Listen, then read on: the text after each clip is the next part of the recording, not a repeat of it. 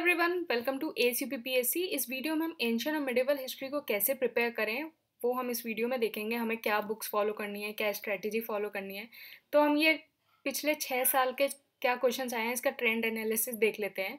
तो 2014 से अगर 2019 का अगर हम देखें तो कम से कम एंशिएंट और मिडिवल हिस्ट्री से ऑन एवरेज अगर देखें तो 12 क्वेश्चन आए हैं।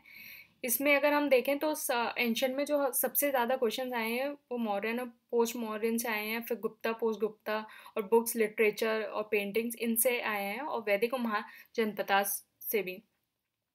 तो इसका मतलब ये नहीं है कि आपको इसी टॉपिक पे फोकस करना है, आपको पढ़ना तो पूरा ही पड़ेगा क्योंकि ट्रेंड चेंज होता रहता है।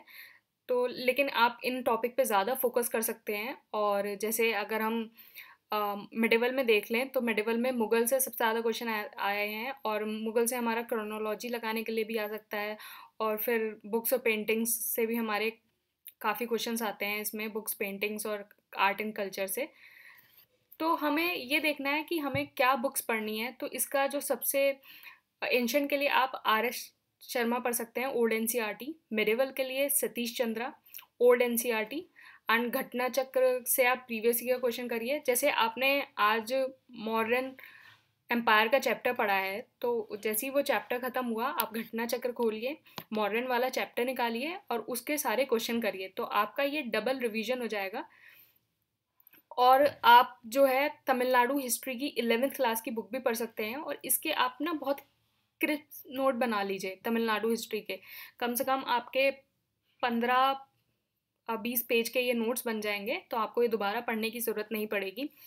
और जो लूसेंट जीके है, आप कुछ सोचेंगे कि लूसेंट जीके भी पढ़नी पड़ेगी, तो लूसेंट जीके का एक बड़ा इम्पोर्टेंस ये है, जैसे आपका लास्ट मिनट बहुत ज़्यादा सिलेबस हो जाता है कि हम कैसे रिवाइज करें इतना सारा सिलेबस।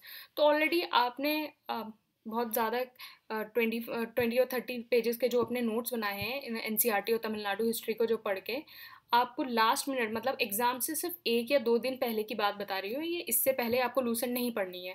तो एग्ज़ाम से 1-2 दिन पहले आप क्या करेंगे कि लूसेंट के जो है एंशिएंट और मिडिवल के कम से कम आपका ये 2 से 3 घंटे में आपका ये पूरा ख़त्म हो जाएगा रिवाइज़ करने का। तो आप वो अपने नोट्स पढ़िए और इसको पढ़िए, सिर्फ लास्ट मिनट रिवीजन के लिए है ये, और उससे पहले आपको नहीं पढ़नी है ये। तो ये आपको बहुत ज़्यादा फ़ायदा मिलेगा, आपको क्रोनोलॉजी और ये सब अच्छे से याद हो जाएगी। और क्योंकि इसमें सारे फैक्ट्स आपको दे रखे हैं, तो अगर फैक्ट्स के क्वेश्चन आएंगे तो वो आपके लास्ट मिनट एकदम आपके दिमाग में रहेंगे। और कौन सी बुक अवॉइड करनी है, तो पूनम दलाल। तो कहेंगे कुछ लोग सोचेंगे कि यार पूनम दलाल तो बहुत अच्छी बुक है, ये अवॉइड करने के लिए मैम कह रही हैं। तो पूनम दलाल इसलिए अवॉइड करनी है क्योंकि ये बहुत बल्की बुक है, मतलब बहुत ज़्यादा फैक्ट्स दे रखे हैं, बहुत ज़्यादा बल्की बुक है। इतनी बल्की बुक आप एब्जॉर्ब कैसे करोगे? बेसिकली कोई भी चीज़ आपको पढ़नी है, ये नहीं है कि आपको सिर्फ पढ़नी है, कोई नॉवल नहीं है कि आधी समझ में आई आधी नहीं समझ में आई। कोई भी बुक है आपको एब्जॉर्ब करनी है, कि आपको एब्जॉर्ब करनी है, फिर उसके बाद एग्ज़ाम में उसको आप जो आंसर है उसका जो करेक्ट आंसर है वो आइडेंटिफाई कर पाएँ। इसमें इतना ज़्यादा डाटा दे रखा है, इतना ज़्यादा डाटा दे रखा है कि आप उसको सही से बुक को एब्ज़ॉर्ब नहीं कर पाएँगे। और art and culture Nitin Singhania, आप इसको क्या, मैं art and culture Nitin Singhania को एक तरह से बोलूँगी कि ये जो आर्ट एंड कल्चर का है उसकी विकिपीडिया है, तो इसका इतना ज़्यादा प्रीलिम्स में कोई यूज़ नहीं है, आपका बिना बात के टाइम वेस्ट होगा। तो आप जो भी अपनी सोर्सेज रखिए वो लिमिटेड सोर्सेज रखिए, लिमिटेड सोर्सेज, एंड उसको बार बार रिवाइज करिए। तो आप ये सिर्फ 3 बुक्स पढ़िए, ओल्ड NCERT, एंशिएंट और मिडिवल की, और तमिलनाडु हिस्ट्री, और साथ में घटना चक्र के क्वेश्चन। एंड लूसेंट बिल्कुल लास्ट मिनट रिवीजन के लिए, सिर्फ एग्जाम से 1-2 दिन पहले के लिए।